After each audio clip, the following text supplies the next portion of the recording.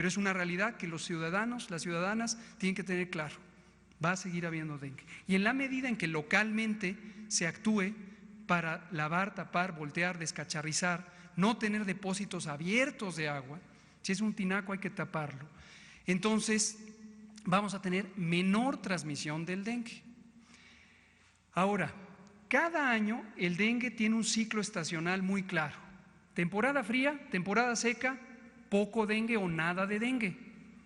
Empiezan las lluvias y empieza a subir el dengue. Mayo, junio a veces, si se retrasan las lluvias, hasta finales de octubre, cuando vienen las secas, viene el frío, baja el dengue. Entonces, esa temporada es donde hay que estar mucho más activos con estas acciones de saneamiento, de prevención y la participación comunitaria para exigir que el gobierno local cumpla su misión y para ayudar al gobierno local a limpiar el espacio público. Estas acciones son sumamente importantes, pero como son tan difíciles de lograr que haya esta participación, este compromiso comunitario, que es lo ideal, entonces a veces se requieren llegar a una segunda línea, que es el control con insecticidas de los mosquitos. Y hay dos partes. Una es controlar que el mosquito no nazca, y hay unos productos químicos que se ponen precisamente en tinacos y piletas para que las larvas no proliferen.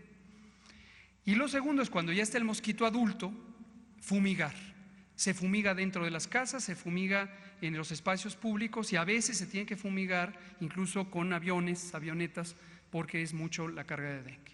Regresando a lo que decía el presidente y le preguntaron ayer, y efectivamente su intuición fue, como en varias otras ocasiones, muy atinada, hemos sido sujetos de una campaña de desinformación por partes y grupos interesados en la comercialización de los insecticidas. Este es un mercado anual de más de 900 millones de pesos, solo de la compra federal, ahorita les cuento federal versus estatal, y lo que hemos visto es lo que hemos visto en casi todos los temas de insumos para la salud.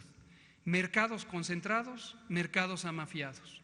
Dos grandes grupos que se disputan el control de las compras generales.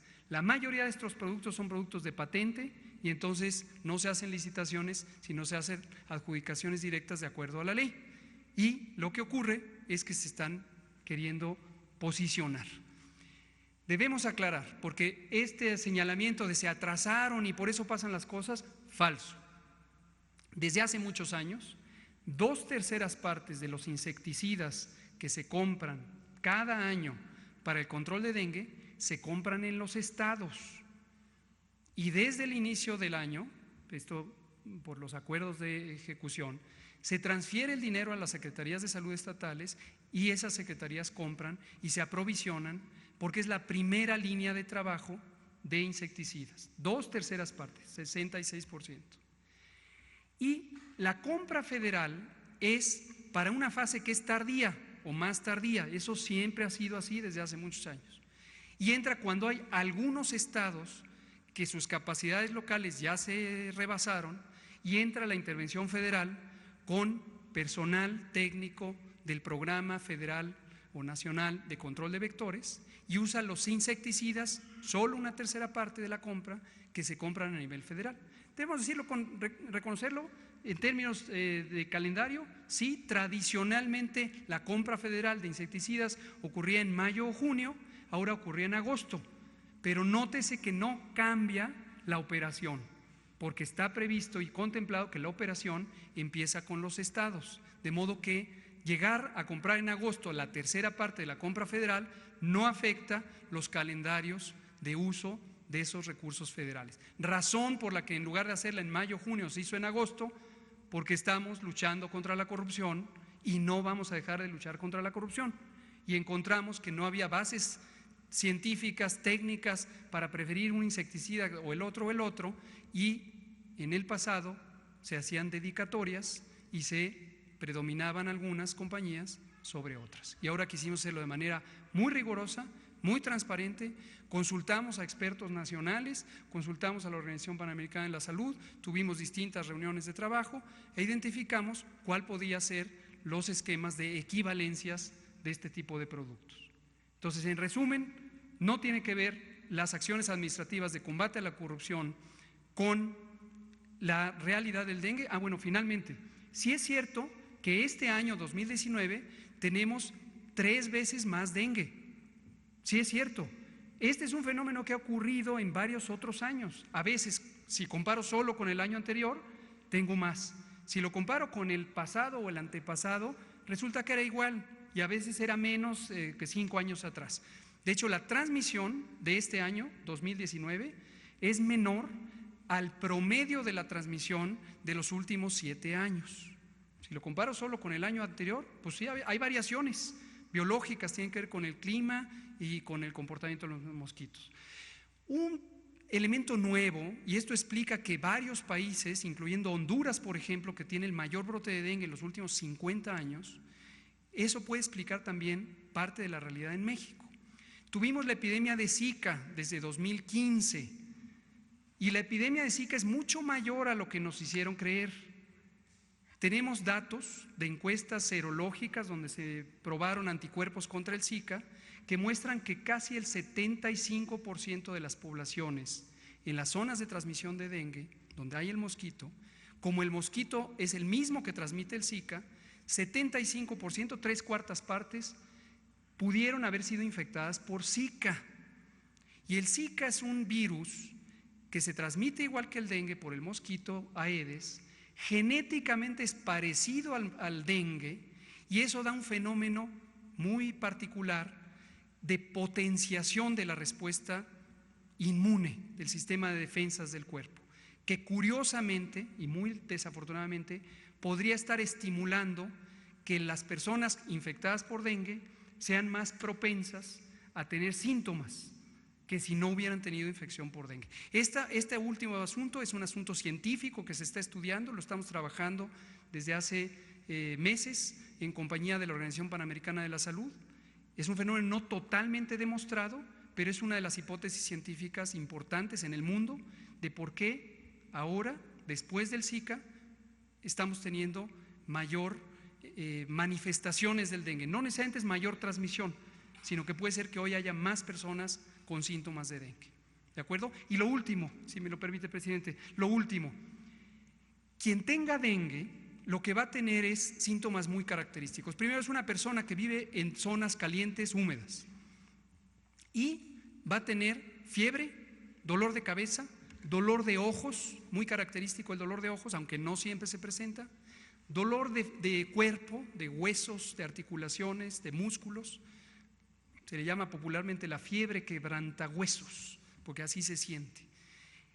Estas personas deben acudir a sus unidades de salud, porque el momento entre tener dengue leve, que lo tiene la mayoría, la gran mayoría, 9 de cada 10 personas con dengue tienen dengue leve, pero 1 de cada 10 puede pasar a dengue grave, y el dengue grave empieza a tener hemorragias, puntilleo rojo en la piel, moretones inexplicados, sangrado de las encías, se hinchan los pies, la cara, y en esa fase puede ser muy peligroso porque se descompensa la persona, se fuga el líquido de la circulación y puede causar la muerte.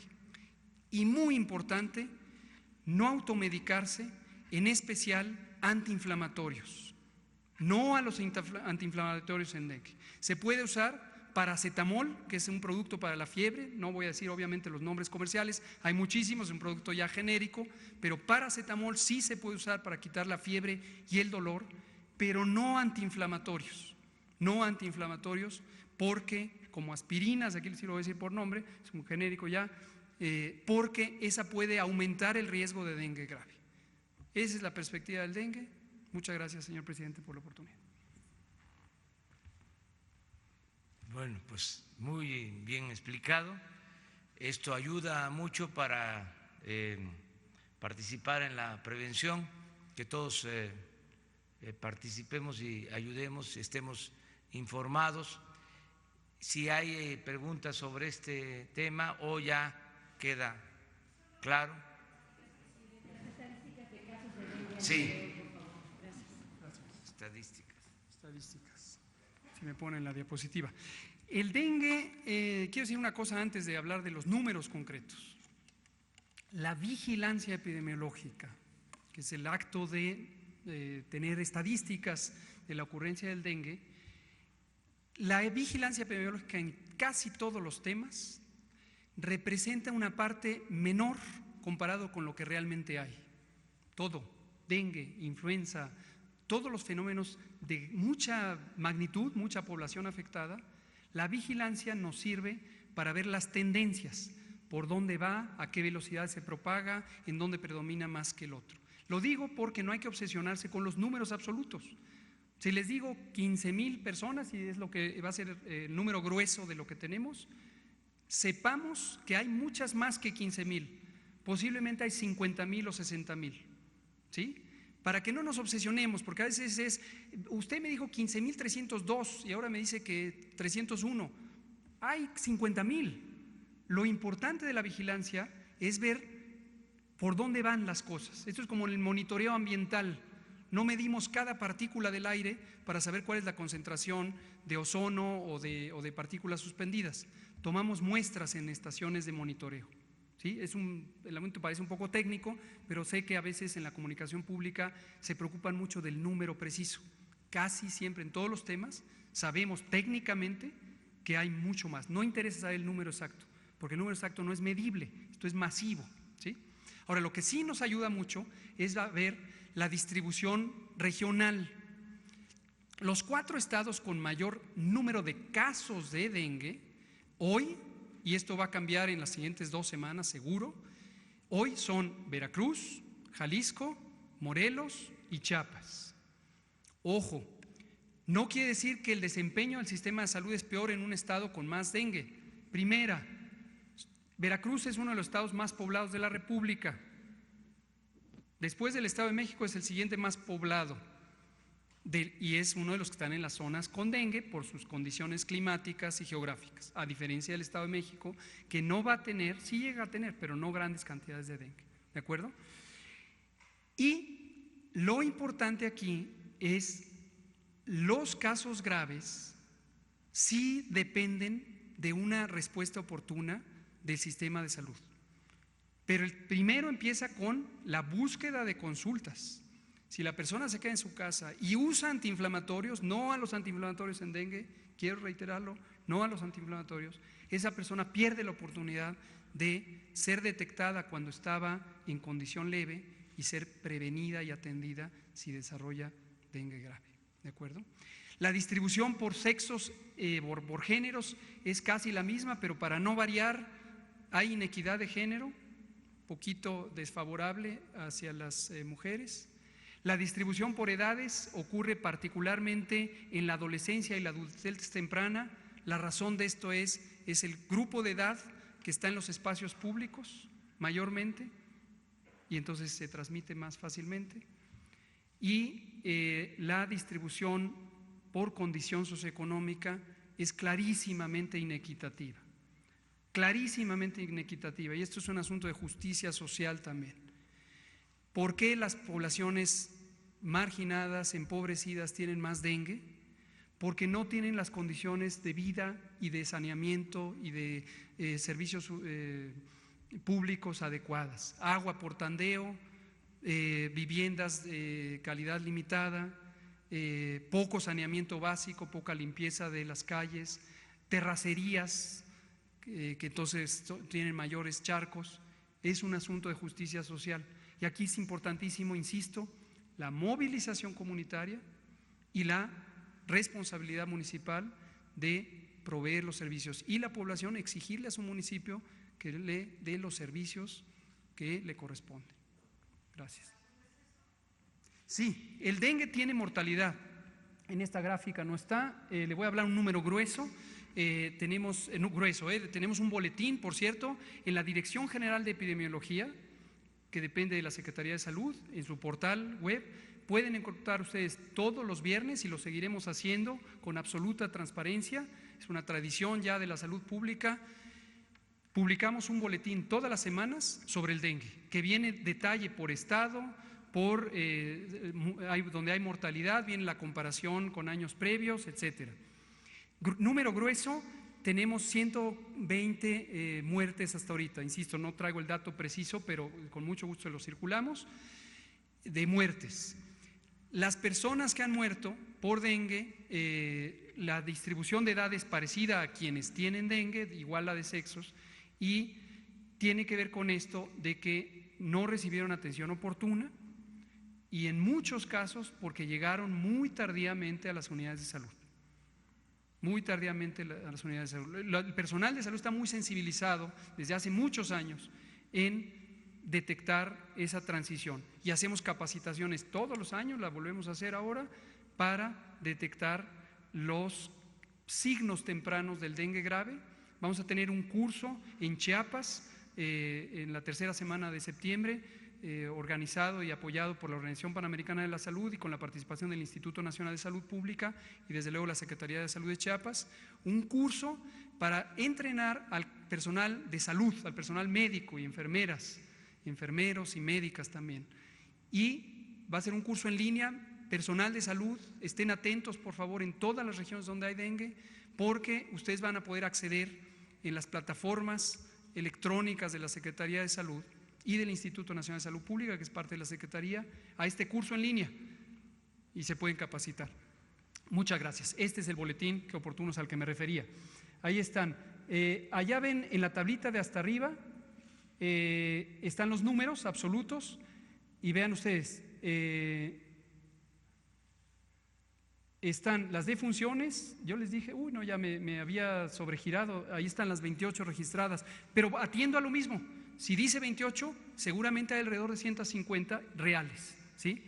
Que quede claro, no es una omisión, no es esconder la realidad, es cómo funciona la vigilancia epidemiológica científica, técnica, ¿sí? Si nos obsesionamos con el número, no. Ahí está, la tablita siempre tiene probables, confirmados, de grave y no grave, las defunciones y los estimados. Las estimaciones que hacemos tienen que ver con precisamente que sabemos que la vigilancia es una señal y hay que tomar en cuenta quien no llegó a consulta y no fue detectado, ¿de acuerdo? A quien no se le hizo la prueba o sí se le hizo pero ya había pasado el periodo donde la prueba era útil, ¿sí? Atiendan en general a los estimados. Y ahí se ve la distribución por edades, la letalidad, que es qué porcentaje de quien tuvo la enfermedad murió.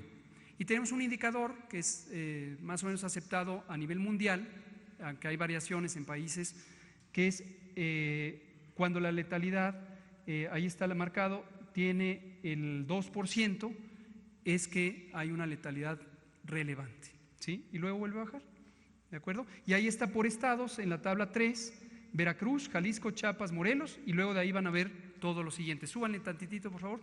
Pueden ver aquí la distribución de los virus. Ahí están 1, 2, 3 y 4 y ahorita ha estado predominando el 2. En México, desde los últimos 18 años, predomina el virus 1 y 2, mayormente el 1 y a veces el 2. ¿De acuerdo? Gracias. Otra pregunta.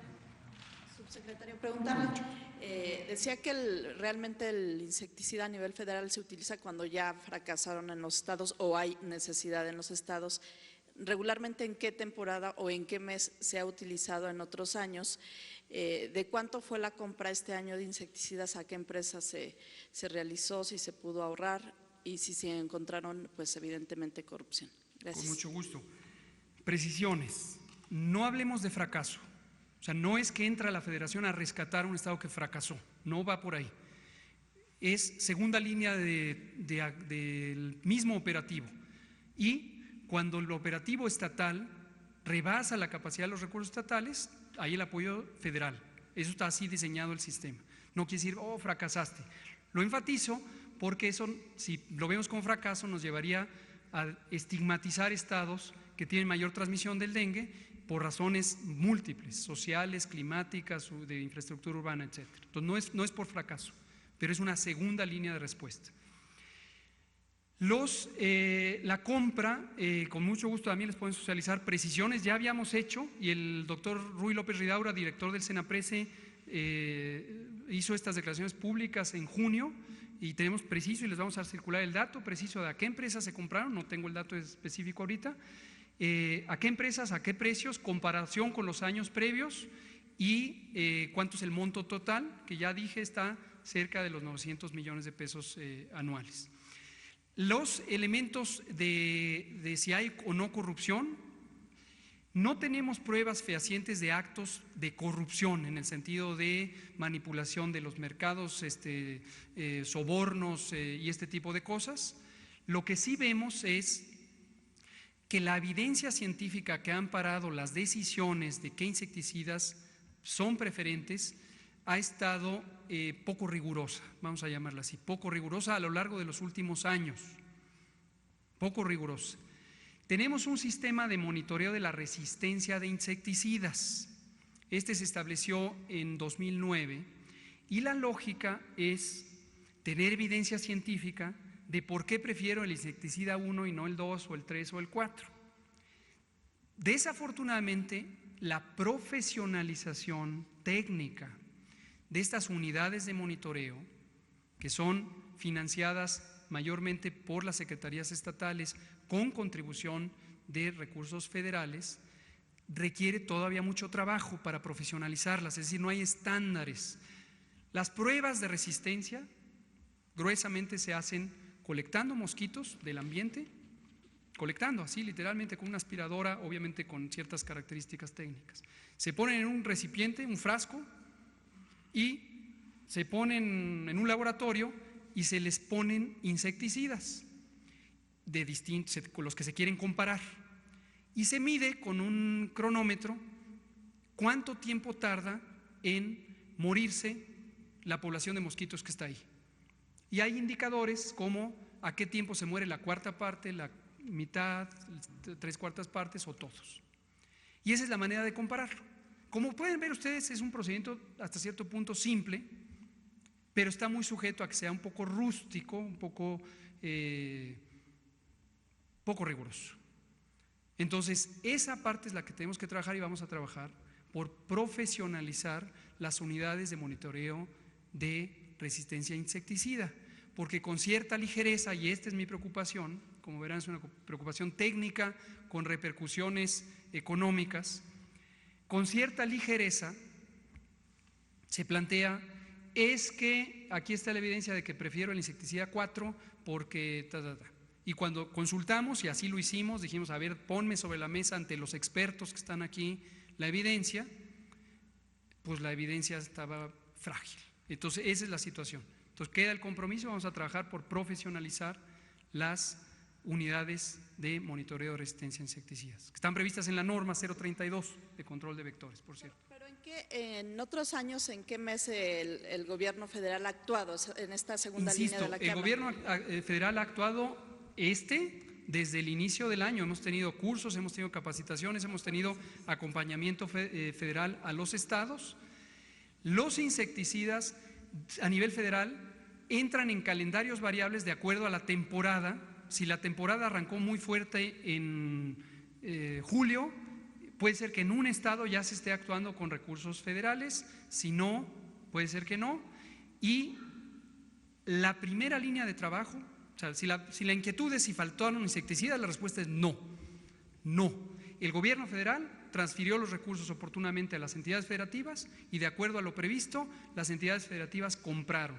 100%, las 32 entidades federativas tienen insumos y los han tenido desde mayo, junio, que es cuando se prevé que ya hay que tener la lista. Como es adjudicación directa, ya lo dije, el periodo entre la instalación de los comités de adquisiciones y la adquisición es casi inmediata. Entonces, no se queden con la inquietud de ¿fue por un retraso? No fue por un retraso, es un fenómeno complejo que ya expliqué, de que haya más dengue este año, y quererle atribuir a una acción concreta es parte de esta campaña de desinformación de agendas secundarias de intereses comerciales. Por favor. Entonces, la razón por la cual se incrementó este 312% tiene que ver con una situación atípica, con este monitoreo complicado que se está haciendo. ¿Cuál es la razón así concreta, puntual, por la cual se dio este incremento? Por favor, espero no haber sido confuso. No tiene nada que ver el monitoreo. Les comparto con todo aprecio un dato técnico que he venido compartiendo con la comunidad desde hace 10 años. La vigilancia epidemiológica no es contar objetos. El conteo de casos, pensar que la vigilancia es contar casos, es una visión extraordinariamente simplista de la vigilancia epidemiológica, simplista. Los fenómenos masivos no pueden ser abordados por cuentas así puntuales. Les pongo el ejemplo, el monitoreo ambiental. No se cuentan cada partícula suspendida, porque son miles de billones de partículas. ¿Qué se hace? Hay estaciones de monitoreo. ¿Sí? ¿Sí ven el símil? ¿Sí ven la comparación? Entonces, el monitoreo ambiental, se toma un muestreo de aquí y se dice la concentración, es decir, de este paquete de aire identificado, la concentración, el porcentaje de partículas es fulano de tal. Así funciona la vigilancia. Entonces, no echarle la culpa al monitoreo. La razón específica no es una sola. La razón específica de que este año, hasta la fecha actual, tenemos en el número acumulado de casos 312% más que el año anterior, para ser completamente claros, no es una razón única, es múltiple. Y hay tres factores principales. El primero, por razones diversas climáticas, de la biología de los mosquitos, del comportamiento social, de la movilidad, hay variaciones de año a año entre el dengue. Comparar con el año inmediato anterior es también una visión reducida. Les pongo otro símil. Es como si quisiera hacer el monitoreo volcánico del Popocatépetl y solo lo comparo con el año anterior y digo, uy, qué barbaridad, tenemos 7 exhalaciones y el año pasado teníamos 12, va a acabar el mundo. No, porque a lo mejor en el año anterior hubo 10 y en el otro hubo 12. Entonces hay que ver las cosas en perspectiva. ¿Sí se ve la comparación? Entonces, hay variación de año a año, primera. Segunda, este fenómeno biológico, inmunológico, lo inmunológico se refiere al sistema de defensas del organismo humano y también los animales y muchos seres vivientes, es un fenómeno particular, científicamente interesante, desde luego inquietante para la salud pública, que consiste en que virus que son genéticamente parecidos, Zika con dengue, pueden hacer una reacción particular, el nombre técnico es amplificación mediada por anticuerpos, tecnicismo, que quiere decir los anticuerpos que la persona fabricó contra el Zika porque fue infectada con Zika en 2015 o 16 o 17 o 18, hoy le protegen contra el Zika, muy probablemente en varios años no va a tener Zika si fuera infectado, pero no le defienden contra el dengue. En cambio, es probable que faciliten que el virus dengue se multiplique más aceleradamente en sus células. Así está la cosa. Este fenómeno es parecido a lo que científicamente se conoce desde los años 80 de la segunda infección por dengue. Primera infección por dengue, alta probabilidad de que sea dengue leve. Segunda infección por dengue, mayor probabilidad, no necesariamente alta, pero mucho mayor, de que sea dengue grave. Es el mismo fenómeno. ¿Sí? Un fenómeno interesante, pero inquietante. Por favor, usted me dice, presidente. Por favor. Buenos días a todos, doctor. En razón de esto último que usted ha dicho, ¿pudiera ser que la falta de rigurosidad a la que usted hizo referencia en la elección de los insecticidas haya propiciado en algún sentido, en algún porcentaje, este incremento en los casos de dengue? Eso por un lado. Y por el otro, ¿cuáles son ya los insecticidas que se han elegido justamente para bajar este incremento? Correcto. Gracias por la pregunta porque me ayuda a conectar con otra cosa que el presidente ha mencionado y que tiene que ver con nuestra estrategia general de optimización de las compras de insumos para la salud.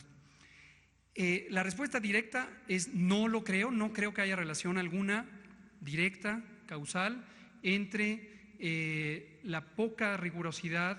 Dicho sea de paso, no es solo en México, la técnica o la ciencia detrás del monitoreo de resistencia a los insecticidas es precaria en el mundo en general. No tiene relación alguna, puesto que este incremento observado de casos de dengue, y regresándome tantito a lo que dijo la compañera, la tercera razón a la que me refería es 300% más, no necesariamente es de transmisión de dengue, sino es de gente que infectada por dengue tiene síntomas. Y si no tuviera este fenómeno de mayor potenciación de la respuesta inmune, es posible que ni se hubiera enterado de que estaba infectado. 3/4 partes de las personas infectadas por dengue ni se enteran, porque no tienen síntomas, o les da 2 días de dolor de cabeza o una fiebrecita intrascendente.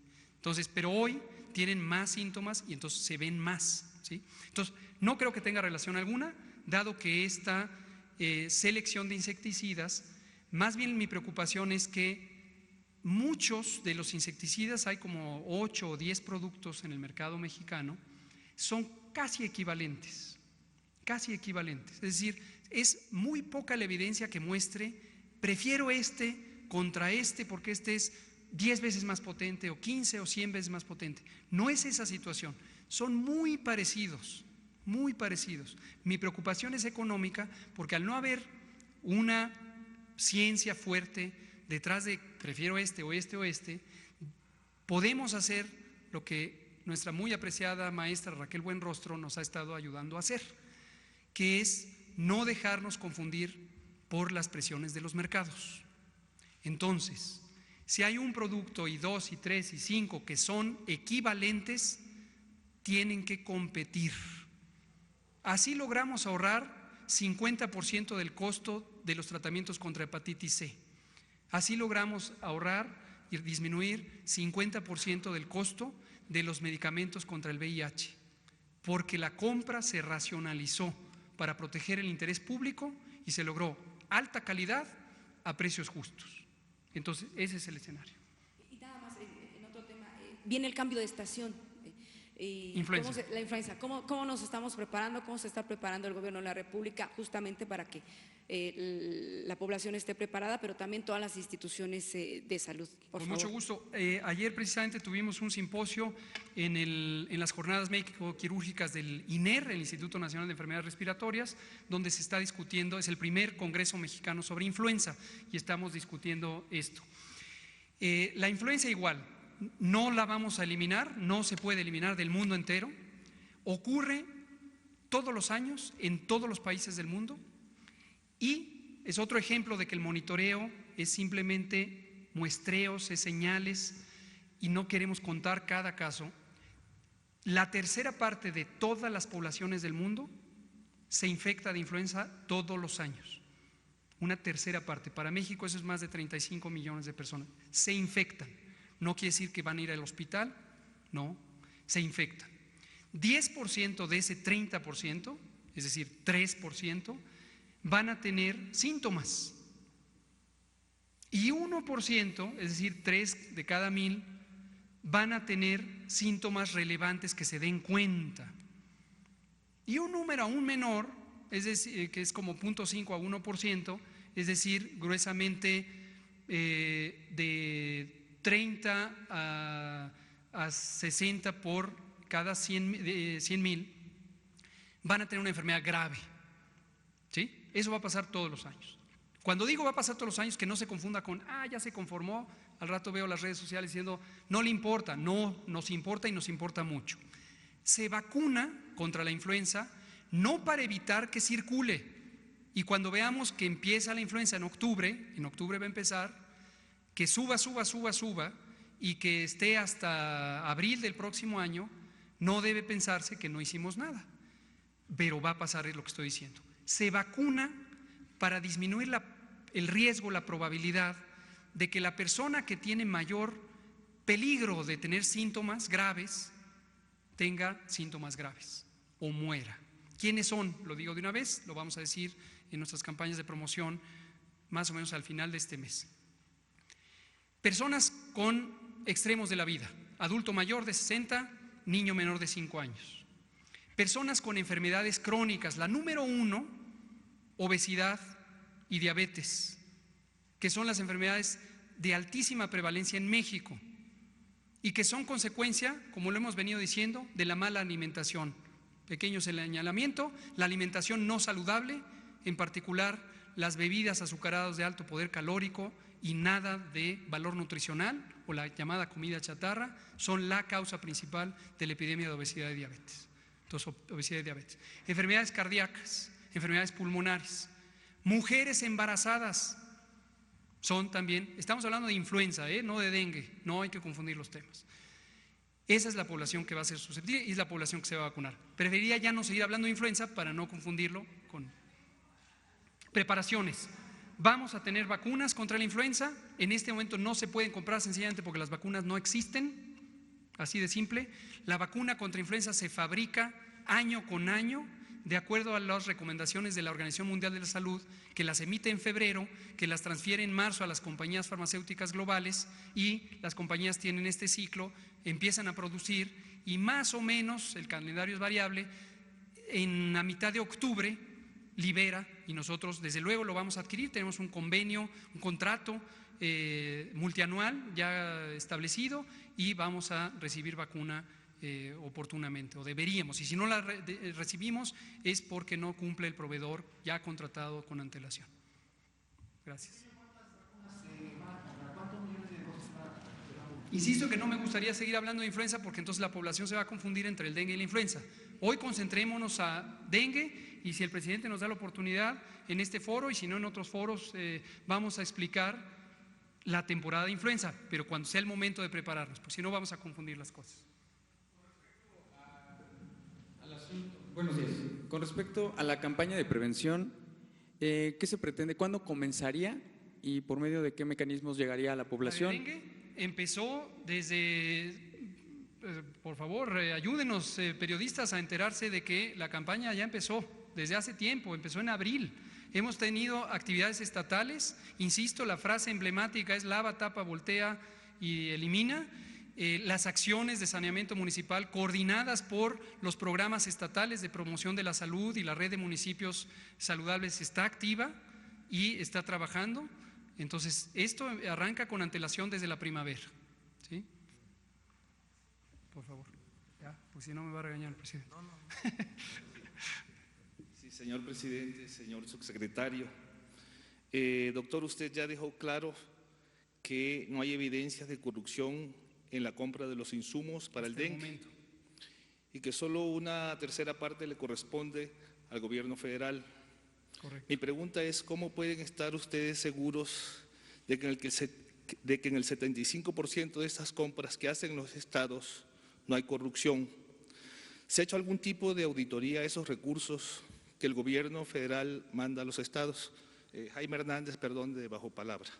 Muchas gracias, es pertinente, me parece pertinente la pregunta. Cuando digo no hay evidencia de corrupción, no quiere decir que tenemos certeza de que no la hay. Es decir, hasta el momento no tenemos ningún indicio de que pudiera haber corrupción en estas compras. El mecanismo para la salud pública específicamente, para financiar, para pagar las actividades de salud pública, las actividades de prevención y promoción, es el siguiente: los recursos federales pagan una parte muy sustantiva, 30-40%. Estos recursos federales vienen de distintos ramos administrativos, el ramo 12, lo que se transmite al Seguro Popular y luego regresa para la salud pública, etcétera, es otro tema. Se transfieren a los estados porque hay un convenio de ejecución, un convenio que se llama AFASPE, que se estableció desde el 2009 y que va a continuar, que ayuda a transparentar no solo la compra, el pago, la ejecución del gasto, sino que esté alineada con metas, con actividades específicas. Es un nivel de detalle impresionante. Esto se publica en Diario Oficial. Cada vez que se hace un convenio para cada uno de los 32 estados, el convenio lo firma en el estado Secretaría de Finanzas, Secretaría de Salud, a nivel federal el subsecretario de Prevención y Promoción y los directores de todos los centros de la salud pública, y es transparente, es auditable. En el pasado ha habido múltiples auditorías, algunas rutinarias, algunas especiales, por los órganos fiscalizadores federales o estatales, tanto del Poder Ejecutivo como del Congreso, entonces, como la Auditoría Superior de la Federación. Entonces, para todos los temas, no solo para este, se busca distintas evidencias y cuando se encuentra evidencias de comportamientos irregulares se procede. Y seguiremos en la misma conducta, pero reforzada. Vamos a reforzar, como lo ha dicho el presidente, nuestro compromiso número 1 es eliminar la corrupción. El dengue no es eliminable, ni la influenza, pero esperamos que la corrupción sí es eliminable. Bueno, ¿le parece hasta ahí? Bueno, y también es muy interesante el que ocupemos tiempo de esta conferencia para estos temas. Por ejemplo, ahora la pregunta, ¿cuándo comenzó la campaña de prevención del dengue? Y no se tiene conocimiento. Lo cierto es que falta información, falta darle más espacios a estos temas, porque la mayoría no tiene la información. Además, ustedes lo saben, no es fácil comunicar, llegar a muchas personas. Puede ser que se informe a un sector, hay veces que hay noticias fuertes,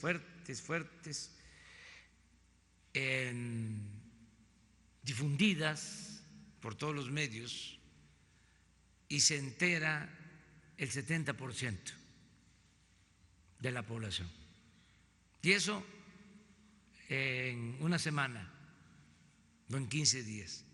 Hay un 30% que no se entera. Estoy hablando de noticias fuertes, trascendentes, porque es un fenómeno la comunicación, el que todo mundo estemos informados. Por eso vamos a utilizar más las mañaneras para informar sobre estos temas, porque este medio no es para presumir, pero lo ven muchos. Entonces vamos a tratar también estos temas para que no todo sea política, ¿no? Sino que también sea política de salud y política económica y política social y política para el bienestar, si les parece, que esos son temas interesantes. Muy bien, vamos a abrir entonces.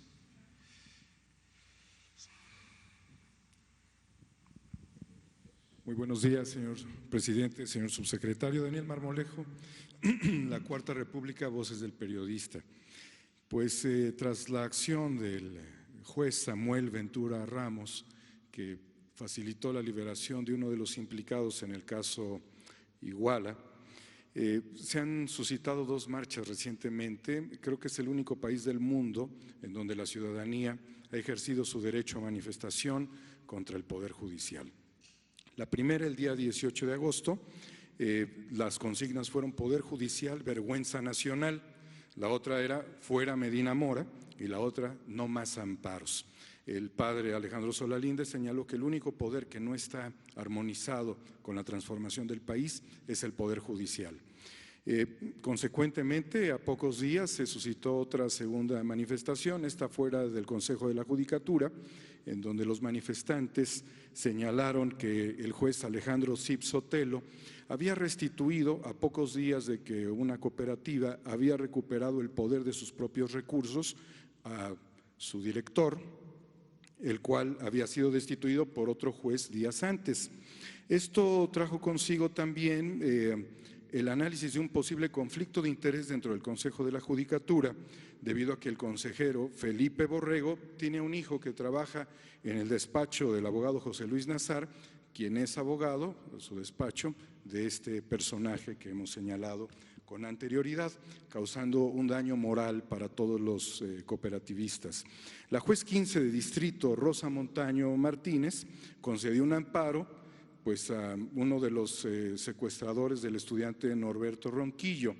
Meses atrás, tiempo atrás, la Corte le negó el expediente de la guardería ABC al Congreso de la Unión, a los diputados, porque había dos ministros implicados en este tema.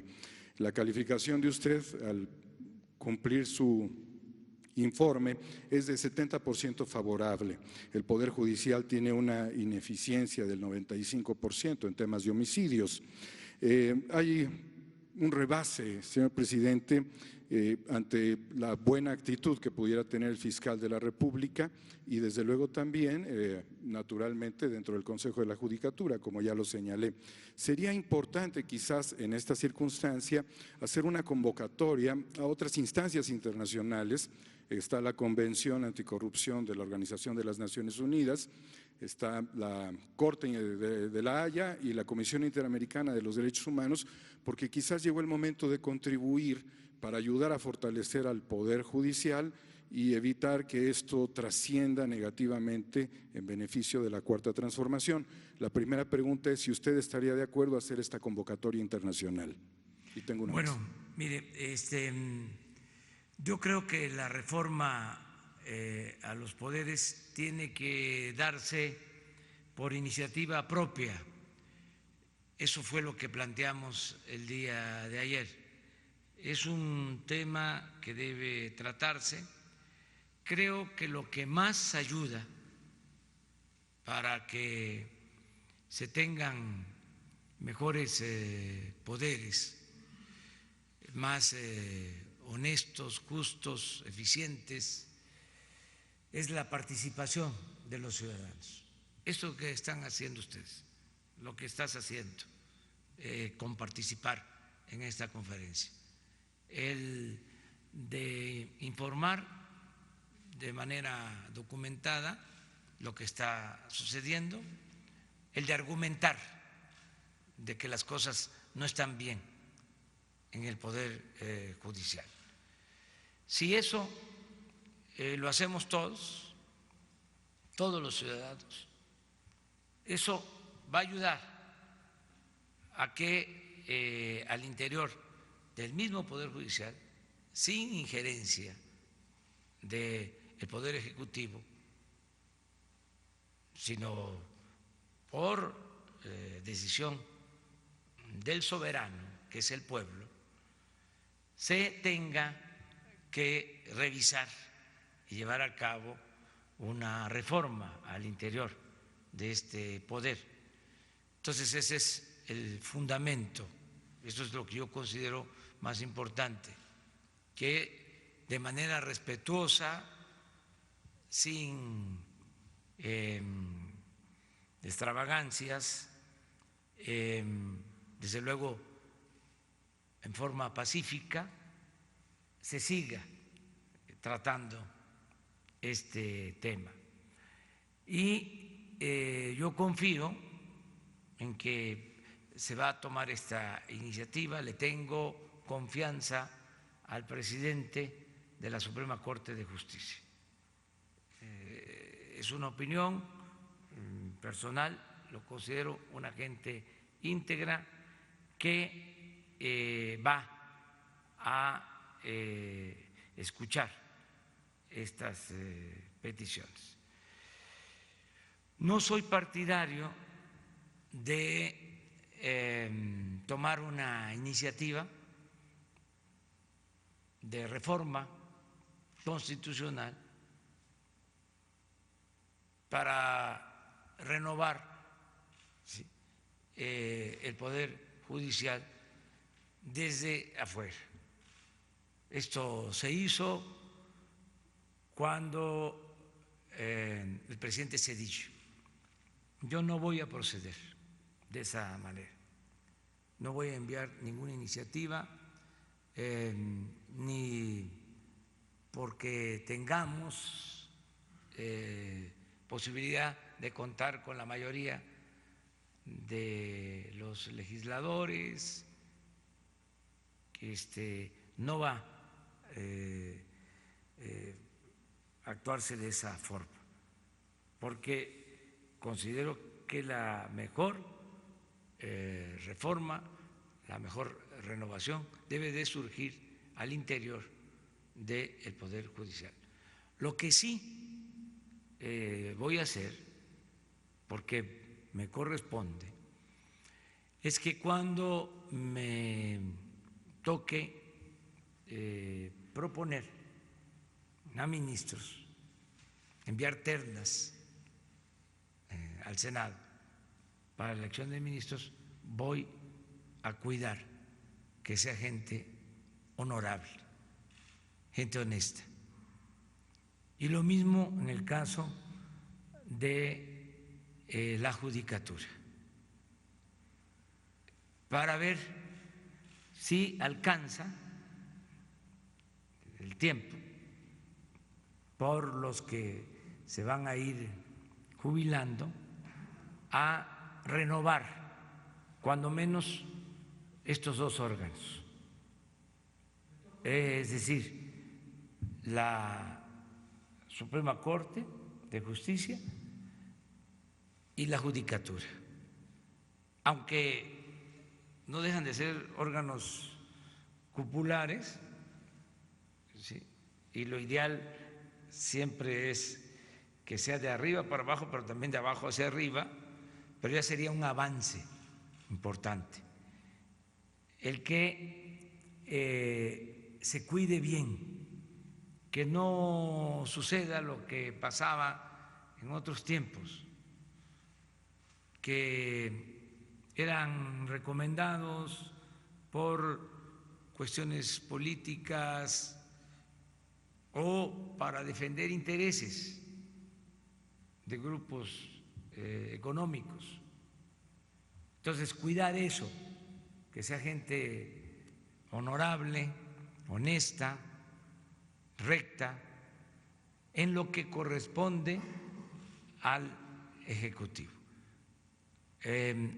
Les informo que lo de ayer que se comentó, de la persona que se liberó,